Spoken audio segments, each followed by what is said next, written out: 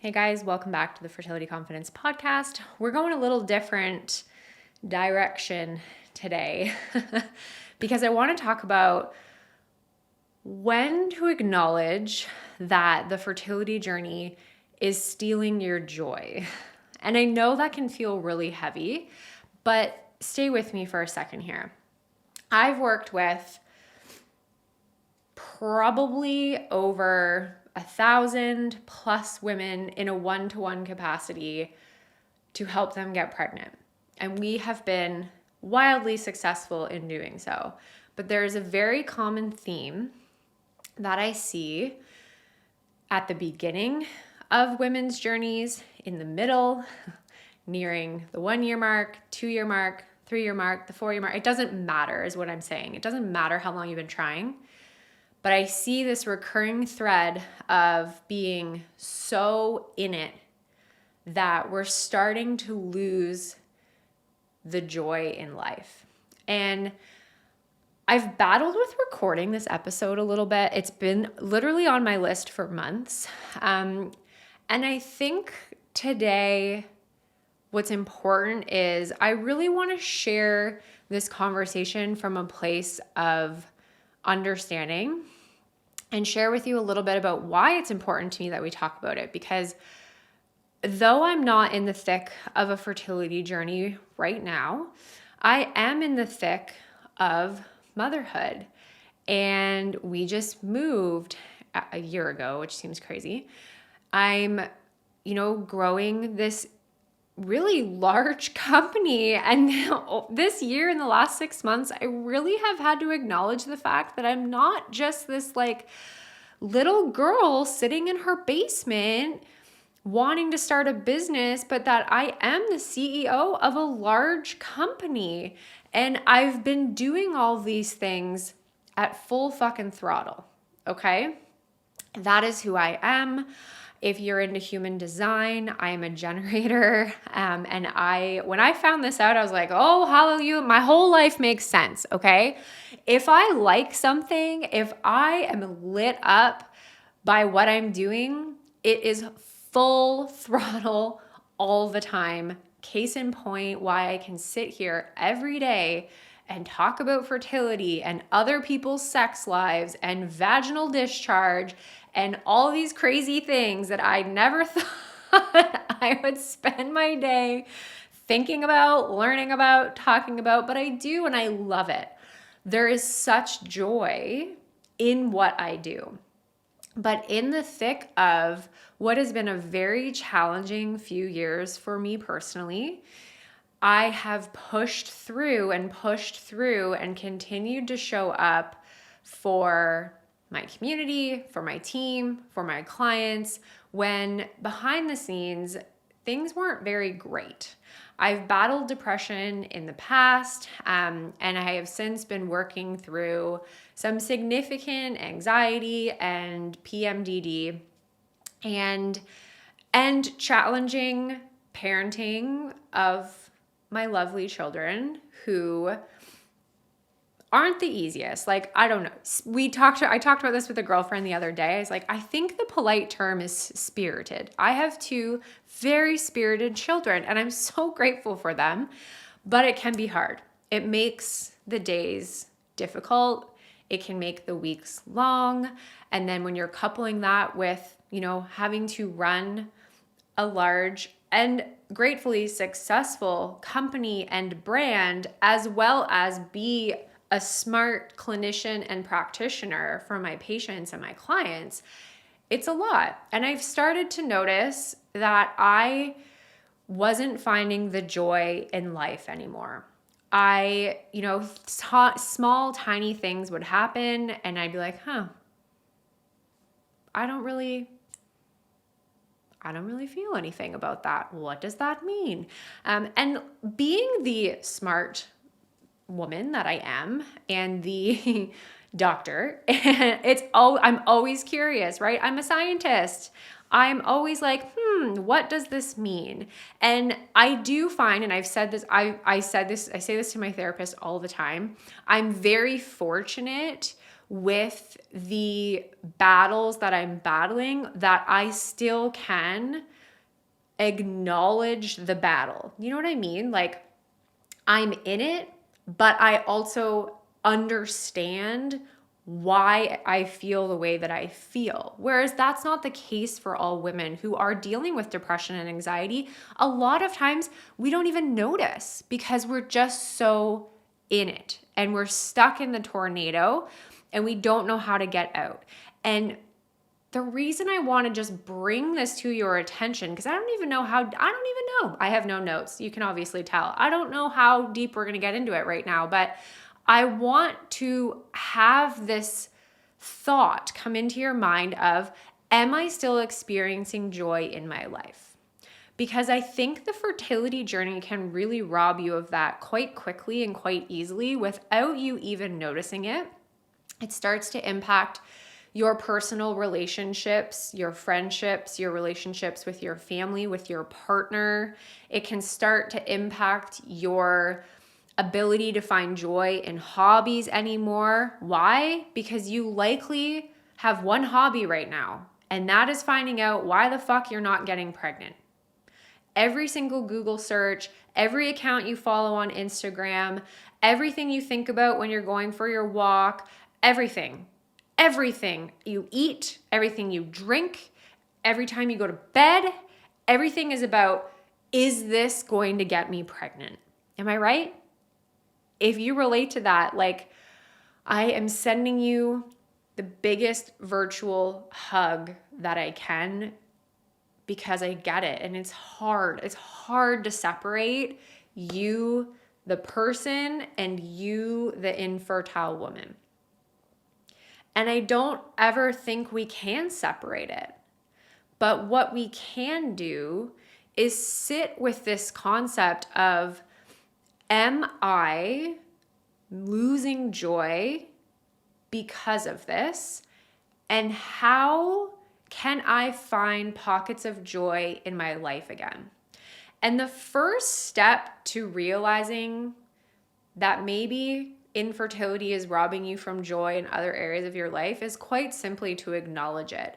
And we're not now going to turn around and say, okay, happy faces only, like we are the most joyful as fuck person out there. No, because that's just toxic positivity. That's not okay either. We need to acknowledge how we feel. And if you don't feel happy 98% of the time, maybe 90%, because sadness is okay, and anger is okay, and grief is okay. Those feelings are valid.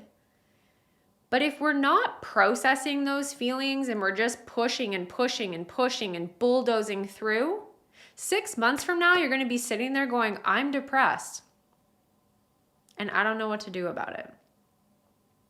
So what are we going to do about it? We're going to start finding pockets of joy in our life. What did I do when I was like, wow, I really don't feel well?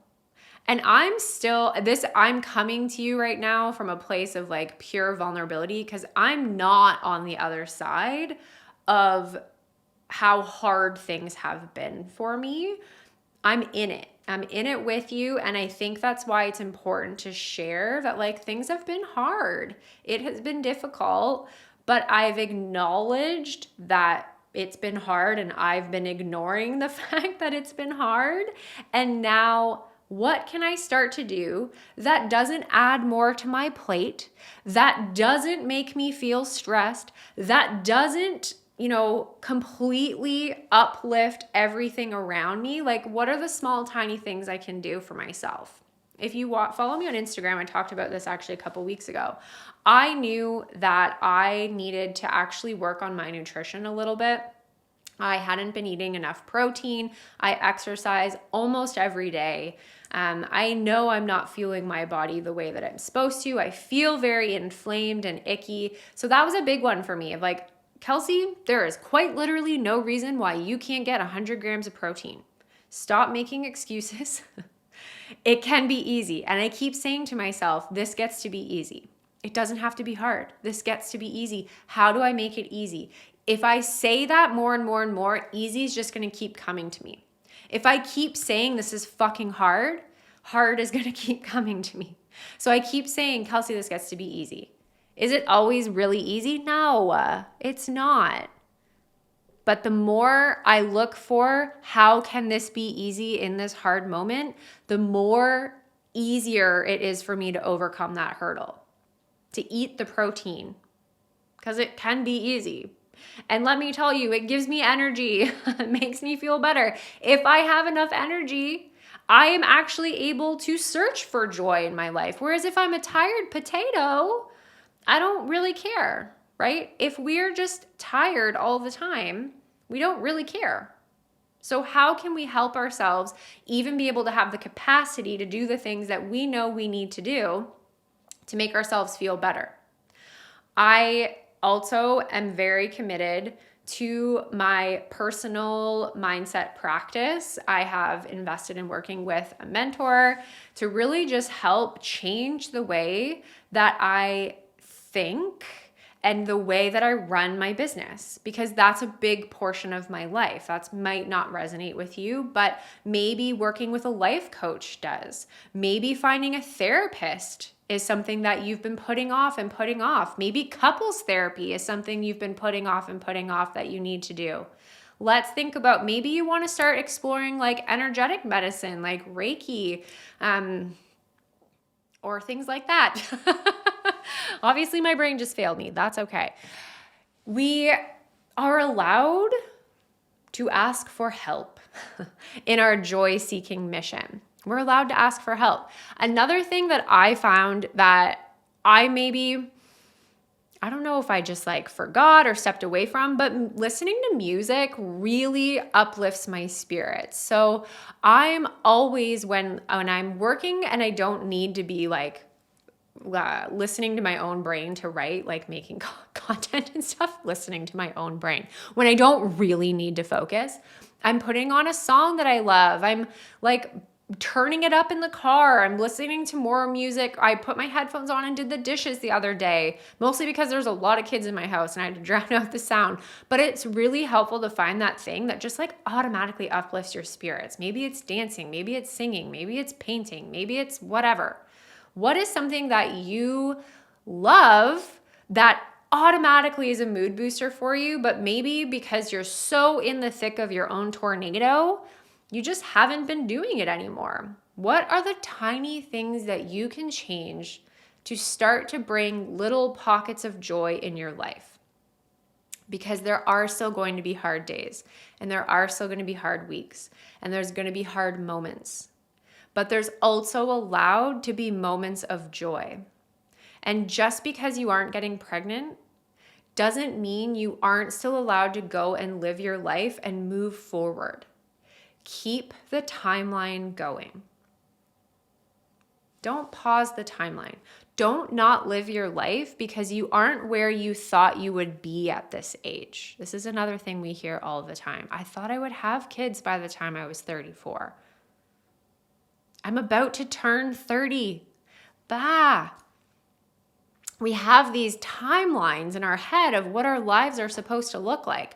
And again, from a personal perspective, I don't say it from a place of like, I thought I would have this, but I caught myself saying all the time, I thought this would be different. This is not what I expected. And that's okay. Now, I adjust my expectations and I work on me. Because if I work on me, others benefit. If you pour into you, everything else benefits. If you find things for you that are not related to fertility, your fertility benefits. Why? Because your mood will be improved. You'll likely help your adrenals and your cortisol and balance your hormones and reduce your inflammation and sleep better and want to actually have sex with your partner for like on cycle day 30 because you feel so good.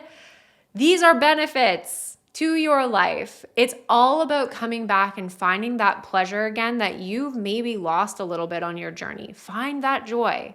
I really want that for each and every single one of you. I want that for myself. I'm on that mission and I want that for you. Okay. So If you feel like you're just in the thick of it right now, and all you take away from this conversation, that was such a freaking ramble, but that's okay, is that I hear you, I see you, and I'm sending you so much love. And I want you to go out after you listen to this and do one thing for yourself today that's going to bring you joy. And it can be so ridiculous and small, and you don't have to do anything special. But if it brings you joy, you're winning. And the more we can do this, I promise you, the easier this is going to feel. I love you. I'll see you guys in the next one.